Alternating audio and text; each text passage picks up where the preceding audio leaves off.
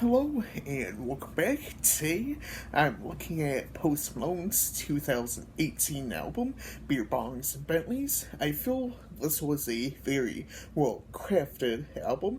There were a ton of tracks I loved on this album, and I feel he improved between Sony and Beer Bongs and Bentleys.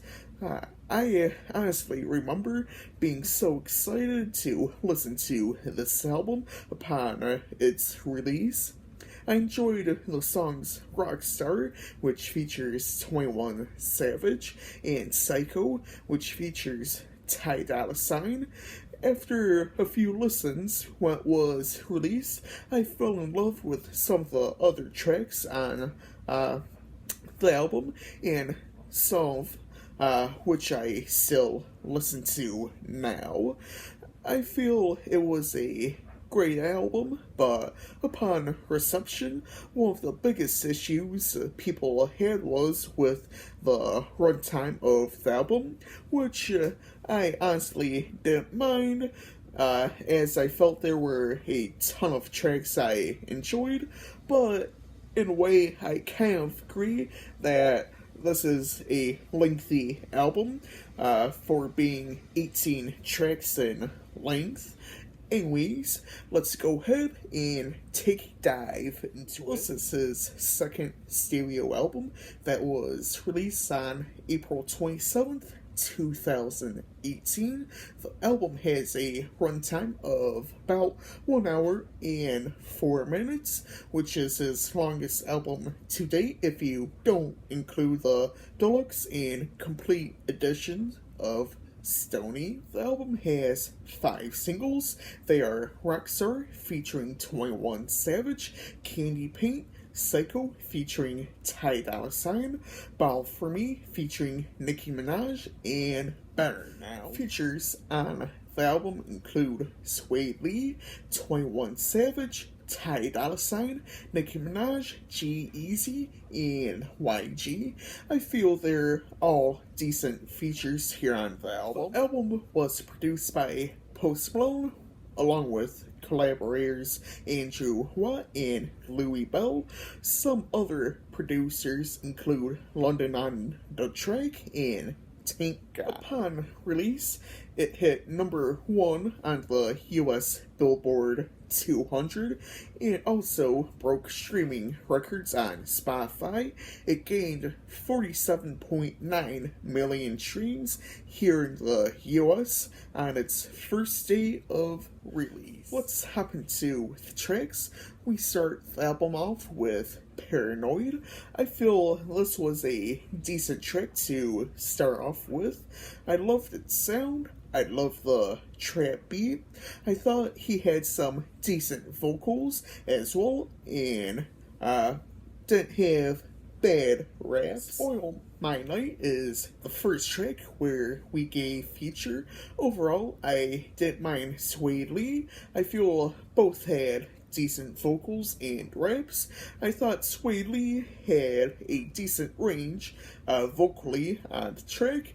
Lyrically, I feel it's just about trying to have a good time. Sad is the second slow track we get here on the album. This is one of my favorites here. I love the instrumental, mainly with the bass line and the drums. I feel he shows a little more quickness and raps with the first verse, even if, they're short syllable words, he still manages to get them out quickly. I like how he describes how he can have all these different things with money, but just wants someone to love him and be with them. Second, Codeine and Taking Shots are two tracks I liked, but in a way I kind of felt like they were just there. I feel he does have some decent flows on both tracks, as well as some choruses I enjoyed, but I wouldn't say it would be enough to be memorable in any way. Doesn't everyone want to be a rockstar and live in hilltop houses with 15 cars to drive?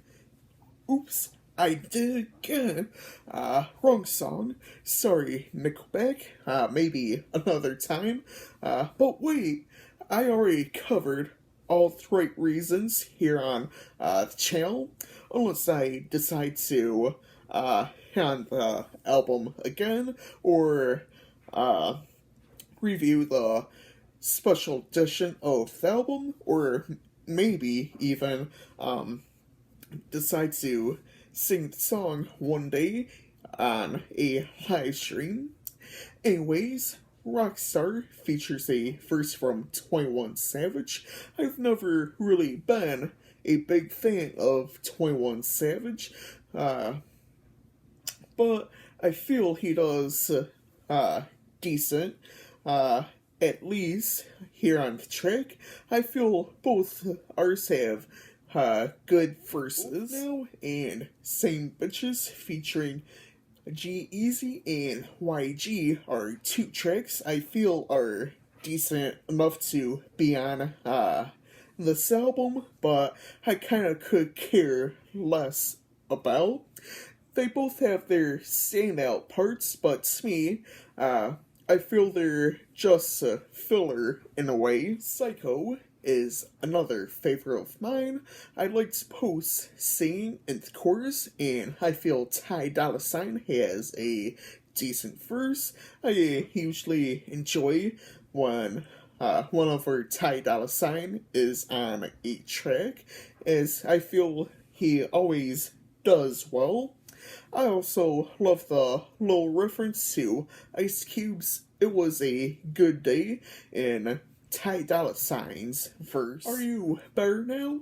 I feel this track was meant for the radio. I remember it being like pretty much everywhere on the radio and whatnot when the song started getting popular.